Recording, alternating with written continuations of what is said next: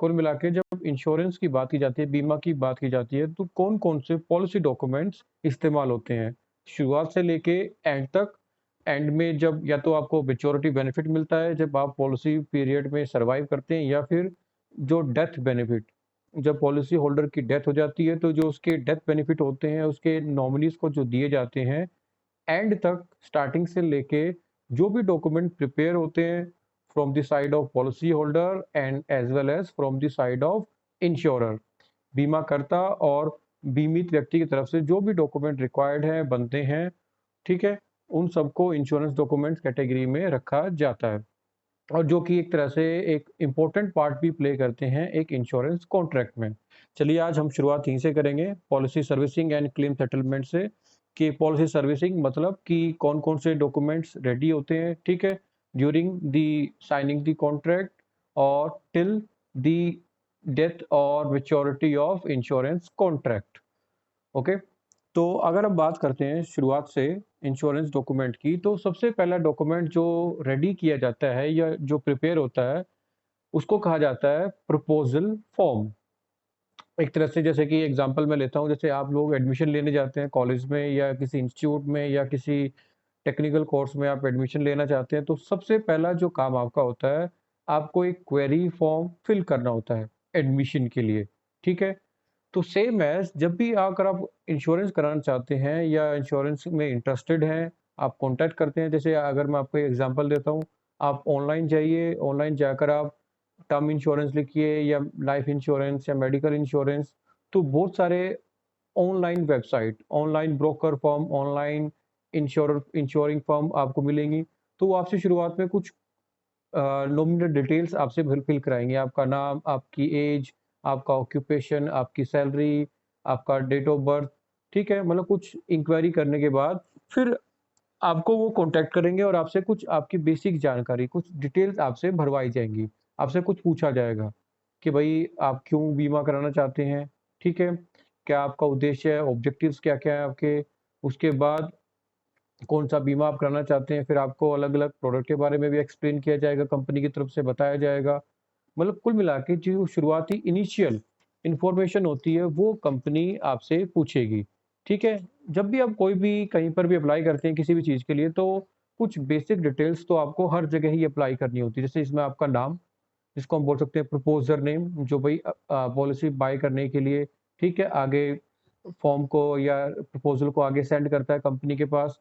उसमें आपका एड्रेस, ठीक है, उसमें आपका टेम्परेरी और परमानेंट दोनों एड्रेस, उसमें आपका कम्युनिकेशन डिटेल, मोबाइल नंबर, ठीक है, उसमें आपका सब्जेक्ट मैटर कि किस चीज़ का आप इंश्योरेंस कराना चाहते हैं, लाइफ इंश्योरेंस कराना चाहते हैं, प्रॉपर्टी का इंश्योरेंस कराना चाहते हैं। उसमें आपकी ऑक्यूपेशन डिटेल, आपका बिज़नेस है, आप सर्विस में हैं, उसके बाद आपकी अर्निंग डिटेल, एनुअली आप कितना पैसा अर्न कर रहे हैं, ठीक है? आपका पास्ट प्रीवियस ईयर्स का सैलरी स्टेटमेंट या आपका बैंक स्टेटमेंट कि भाई प्रीवियस ईयर्स में आपको कितनी अर्निंग हुई है, ये चेक करने के लिए कि भाई आपका मतलब कि जो अर्निंग्स हैं वो स्टेबल है नहीं है। तो कुल मिला के आपसे कुछ इनिशियल इन्फॉर्मेशन, कुछ बेसिक डिटेल्स आपसे पूछ के एक क्वेरी फॉर्म में, जैसे क्वेश्चनर टाइप में आपका होगा, उस तरह से सारी डिटेल आपको फिल करके इंश्योरेंस कंपनी को सेंड करनी होती है, ठीक है? और उस फॉर्म को जिसमें आप ये डिटेल सेंड करते हैं, उसको कहा जाता है प्रपोजल फॉर्म, ठीक है? एक तरह से मतलब कि जो दस्तावेज आप शुरुआत में कंपनी को भेजते हैं अपनी सारी जानकारी भर के, उसी को प्रपोजल फॉर्म कहा जाता है। इसमें आपकी एज से लेकर, आपका नाम से लेकर, आपकी सारी इनिशियल डिटेल, आपकी सभी जानकारियाँ उसमें लिखी जाती हैं। उसके बाद इसमें एक रिपोर्ट और लगाई जाती है, वो लगाई जाती है आपकी मेडिकल हिस्ट्री या फिर मेडिकल रिपोर्ट, कि आपकी सारी डिटेल भरने के बाद एक मेडिकल रिपोर्ट उस फॉर्म के साथ लगाई जाती है। फाइनली उन डिटेल्स को, प्रपोज़ल फॉर्म को कंपनी अंडरराइटिंग प्रोसेस कंप्लीट करने के बाद अप्रूवल देती है कि भई ठीक है, कि आपके डॉक्यूमेंट ओके हैं, आपका पैन कार्ड, आधार कार्ड, सारी जानकारी आपकी मैच करती हैं। मेडिकल रिपोर्ट को स्टडी करने के बाद कि भई हाँ, आपका मेडिकल बैकग्राउंड भी ठीक है, आपको कोई फेटल डिज़ीज़, कोई आपको क्रिटिकल इलनेस नहीं है, तो आप बीमा करा सकते हैं।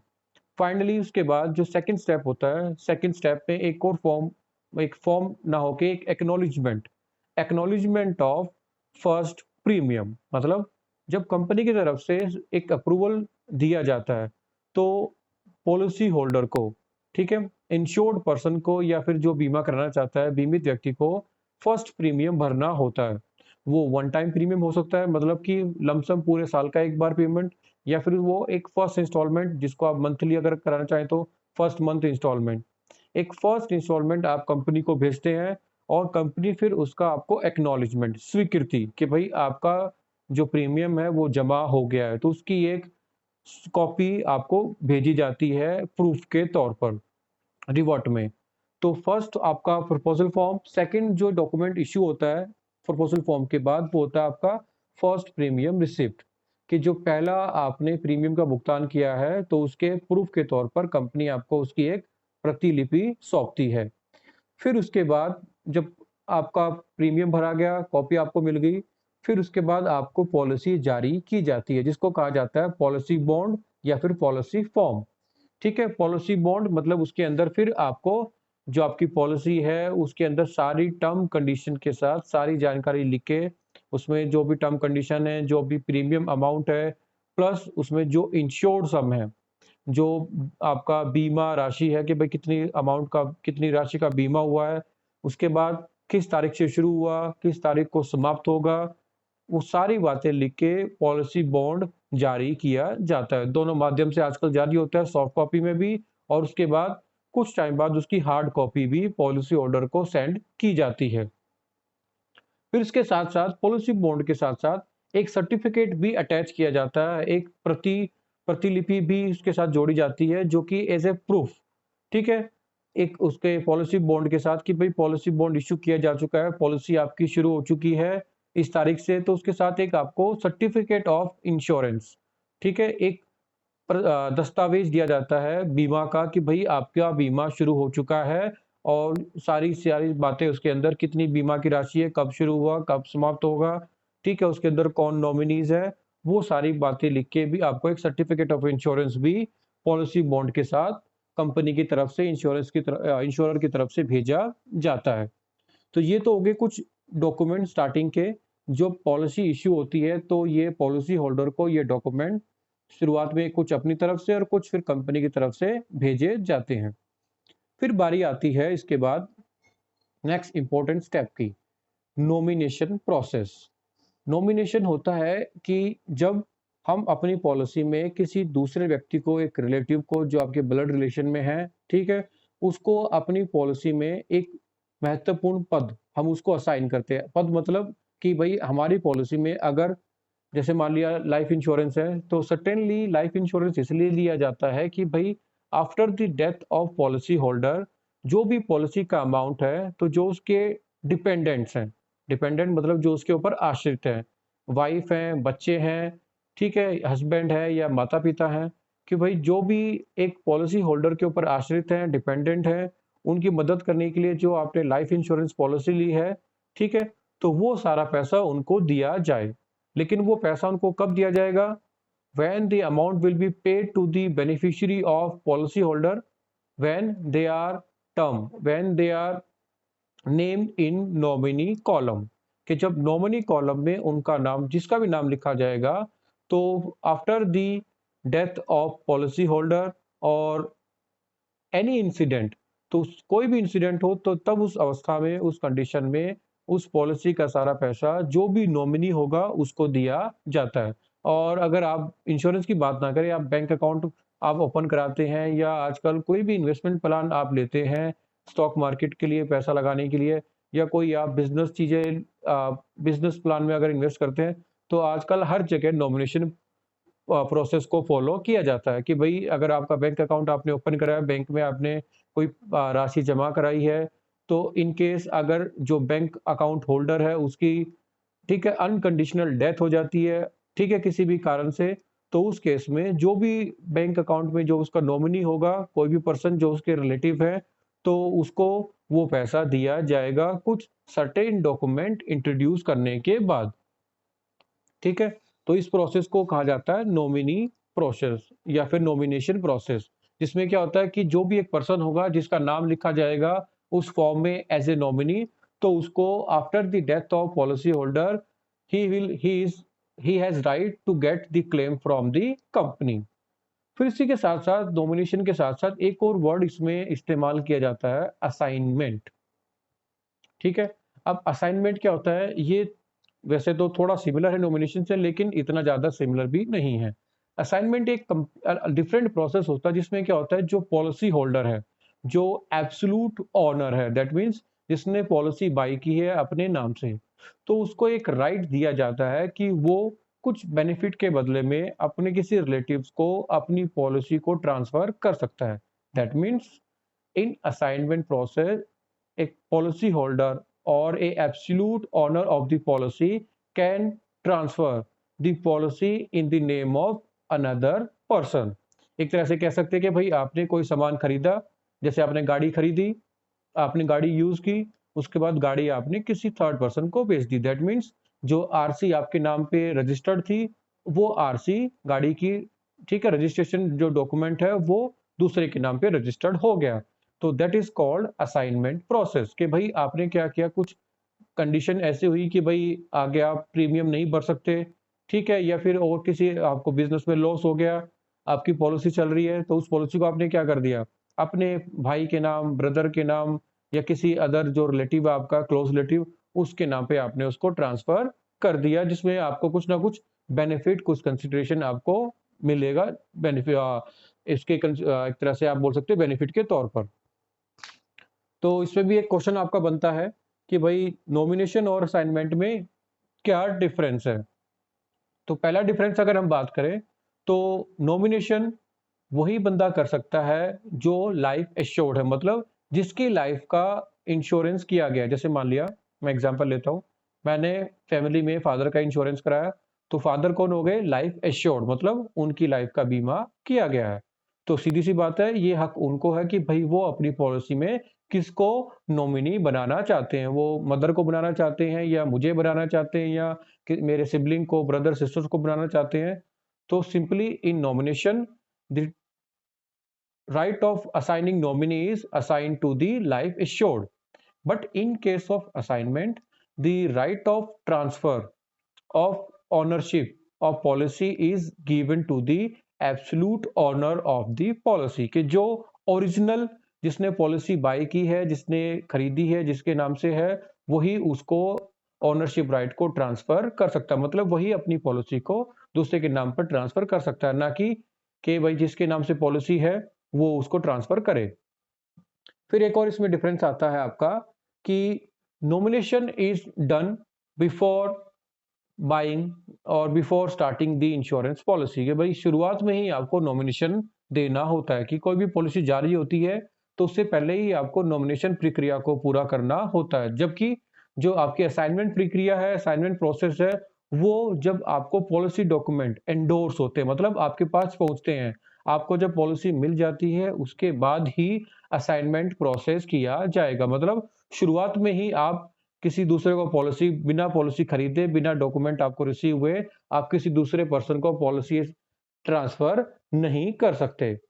फिर बात आती है इसमें नेक्स्ट पॉइंट आपका, कि nomination would be valid even if it is not witness, मतलब कि नॉमिनेशन के लिए कोई भी विटनेस की आवश्यकता नहीं होती। जैसे आप बैंक में खाता खुलवाते हैं तो 2 विटनेस की आवश्यकता होती है। आप कोई डॉक्यूमेंट बनवाते हैं गवर्नमेंट की तरफ से, आपका कोई भी एक ऑफिशियल डॉक्यूमेंट है, आपका अर्निंग सर्टिफिकेट या कोई भी, लगभग हर जगह एक विटनेस की रिक्वायरमेंट होती है। आपको मैरिज सर्टिफिकेट बनवाना है तो वहां भी 2 या 3 लोगों के विटनेस की आवश्यकता होती है, मतलब बिना विटनेस के साइन हुए आपका डॉक्यूमेंट इशू नहीं होगा। लेकिन नॉमिनेशन प्रोसेस के लिए आपको विटनेस की रिक्वायरमेंट नहीं है, और इसका उल्टा असाइनमेंट प्रोसेस के लिए विटनेस का होना जरूरी है। मतलब एक विटनेस, जब वो डॉक्यूमेंट साइन किए जाएंगे असाइनमेंट के लिए, प्रोसेस के लिए, तो उस समय पर एक विटनेस का होना मैंडेटरी है, रिक्वायर्ड है, उसका साइन होना, उसकी स्वीकृति होना भी जरूरी है। कि भाई, कि जैसे मान लिया मेरे पास पॉलिसी है, मैं अपनी पॉलिसी ब्रदर को ट्रांसफर करता हूँ, तो किसी पर्सन के सामने ही, किसी पर्सन की विटनेस में ही वो डॉक्यूमेंट साइन किए जाएंगे। उसके बाद नॉमिनेशन जनरली किया जाता है रिलेटिव्स के लिए, ठीक है, और जो असाइनमेंट है वो किसी के लिए भी किया जा सकता है। मतलब नॉमिनेशन जनरली अगर आप बेनिफिट देना चाहते हैं नॉमिनी का, तो आप अपने brother, sister, husband, wife, mother, father को ही आप देते हैं। जबकि असाइनमेंट क्या होता है, क्योंकि इसमें थोड़ा बेनिफिशियल एक टर्म जुड़ा हुआ है कि इसमें आपको पॉलिसी ट्रांसफर करने में कुछ बेनिफिट मिलता है, तो ये पॉलिसी ट्रांसफर आप किसी को भी कर सकते हैं। आपके क्लोज फ्रेंड, रिलेटिव, कोई भी आपका इसमें anybody can be the assignee. अच्छा, इसमें 2 टर्म आपकी यूज़ होती है असाइनमेंट में, एक होता है असाइनर, एक होता है assignee.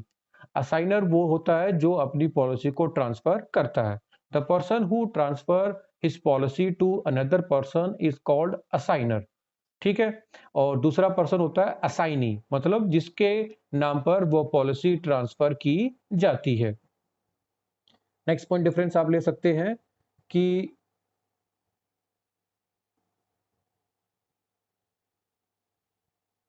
Nomination need not required any feasible consideration. मतलब नॉमिनेशन के लिए आपको कोई पैसा, कोई लाभ नहीं मिलता। ये नहीं कि भाई आपने अपने मदर को, फादर को नॉमिनी बनाया है, बैंक अकाउंट आपने खुलवाया, उसमें नॉमिनी बनवाया, ठीक है? क्योंकि अभी आपकी शादी नहीं हुई है, तो आपके जो गार्जियन हैं, उन्हीं को आप बेसिकली नॉमिनी बनाएँगे। तो आप उनसे कोई पैसा नहीं लेते, कि मतलब आप उनसे कोई बेनिफिट नहीं लेते कि भाई मैं आपको नॉमिनी बना रही हूँ, तो मुझे इसके बदले में आपसे इतना पैसा चाहिए। लेकिन जब बात करते हैं हम असाइनमेंट की, तो इसमें कुछ ना कुछ आपका मॉनेटरी बेनिफिट जुड़ा होता है। मतलब आप किसी अनदर पर्सन को अपनी पॉलिसी ट्रांसफर क्यों करेंगे? इसमें आपको लगता है कि भाई आपको कुछ बेनिफिट उसमें मिलता है, आपको कुछ उसमें लाभ हो रहा है, तभी आप अपनी पॉलिसी को दूसरे के नाम पे ट्रांसफर करना चाहते हैं या करते हैं। तो ये कुछ डिफरेंस थे आपके नॉमिनेशन और असाइनमेंट के बीच में।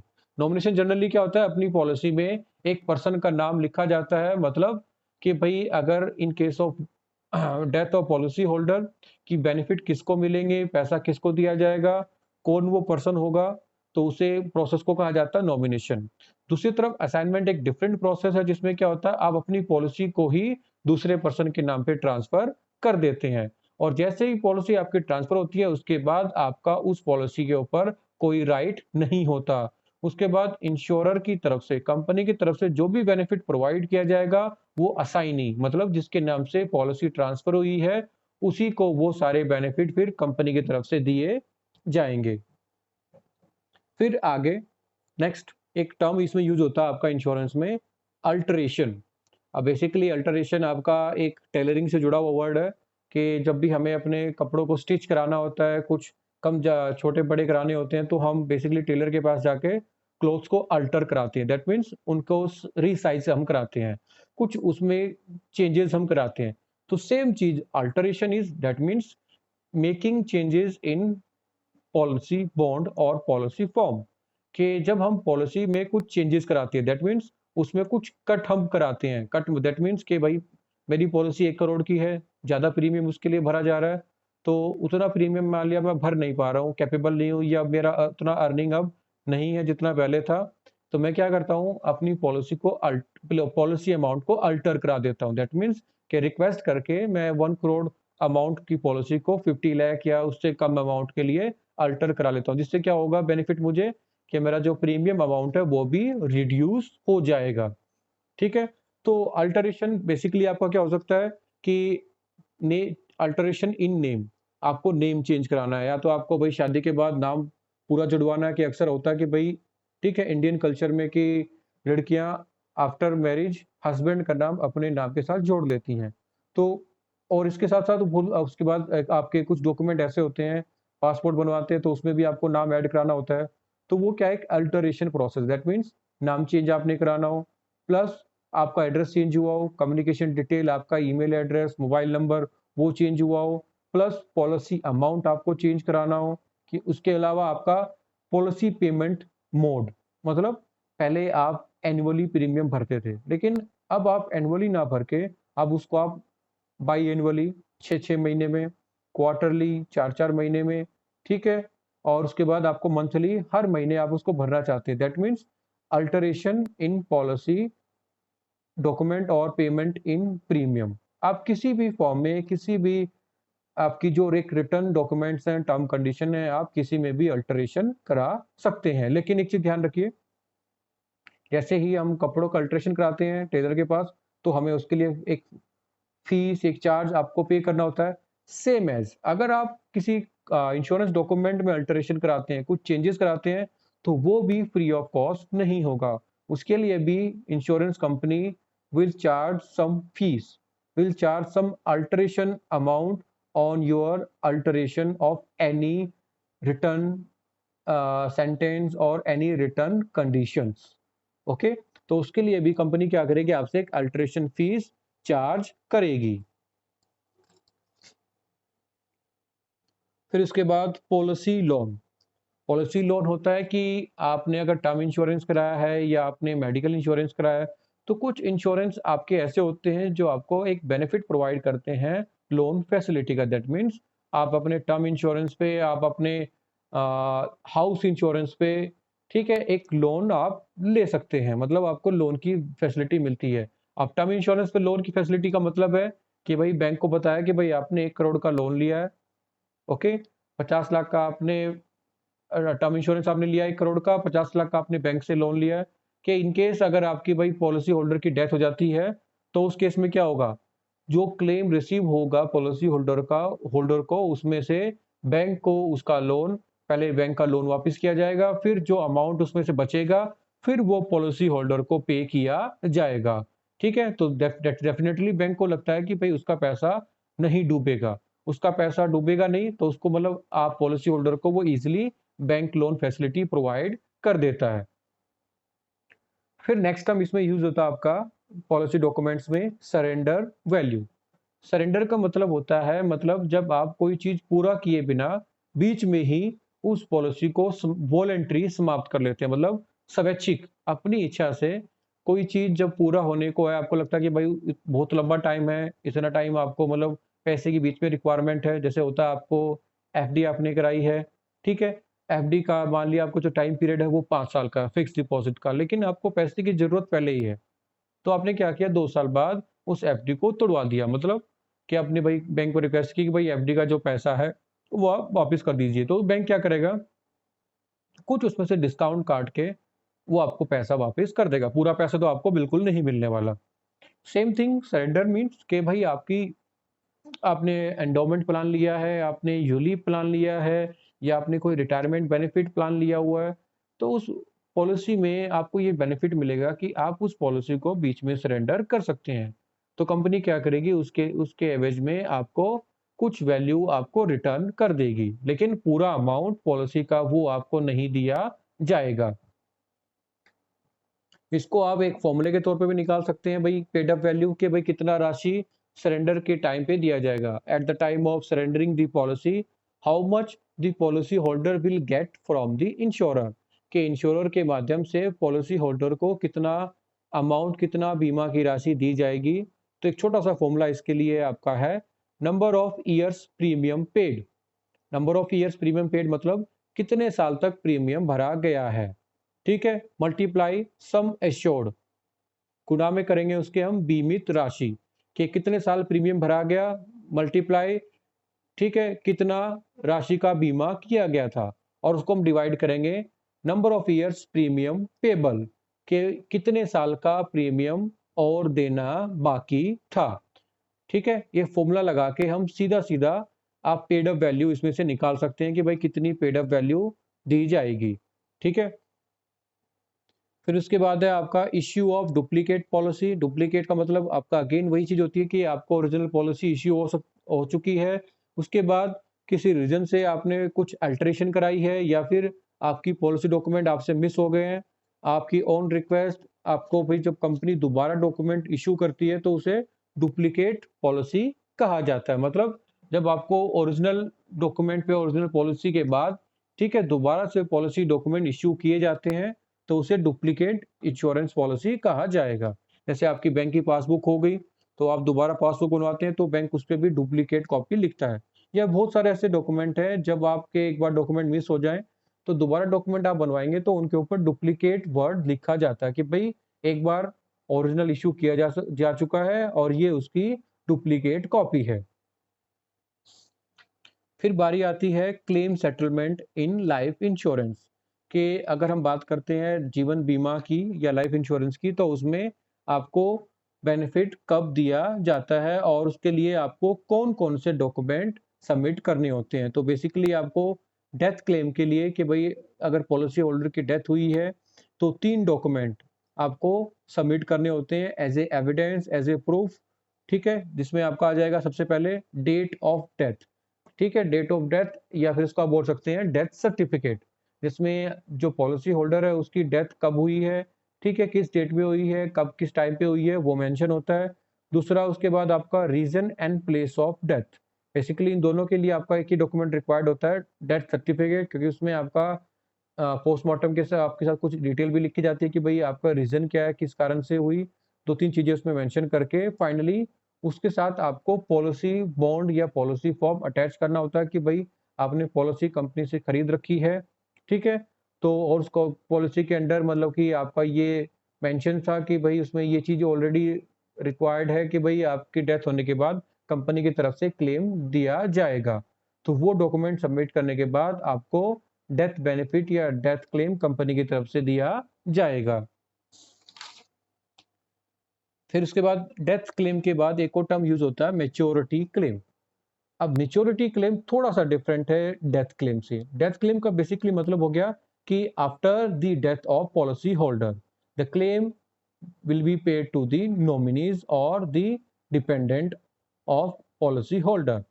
तो ये सिर्फ दिया जाएगा डेथ के बाद ही, मृत्यु के बाद ही, ठीक है? मृत्यु क्षतिपूर्ति राशि दी जाती है। जबकि मैच्योरिटी क्लेम क्या होता है, जब डेथ होने या डेथ ना होकर जब एक पॉलिसी की जो एक टेन्योर है या पॉलिसी का आप कह सकते हैं समयावधि है, वो पूरी हो जाए कि भई आपने 25 साल की कोई एक बीमा कराया था आपने, वो 25 साल पूरे हो गए, तो उस बीमा अवधि पूरा होने के बाद, टाइम पीरियड पूरा होने के बाद, जो बेनिफिट कंपनी की तरफ से पॉलिसी होल्डर को दिए जाते हैं, उनको मैच्योरिटी क्लेम, मैच्योरिटी बेनिफिट कहा जाता है। इसके लिए भी आपको सेम वही तीनों चारों डॉक्यूमेंट दिए जाते हैं।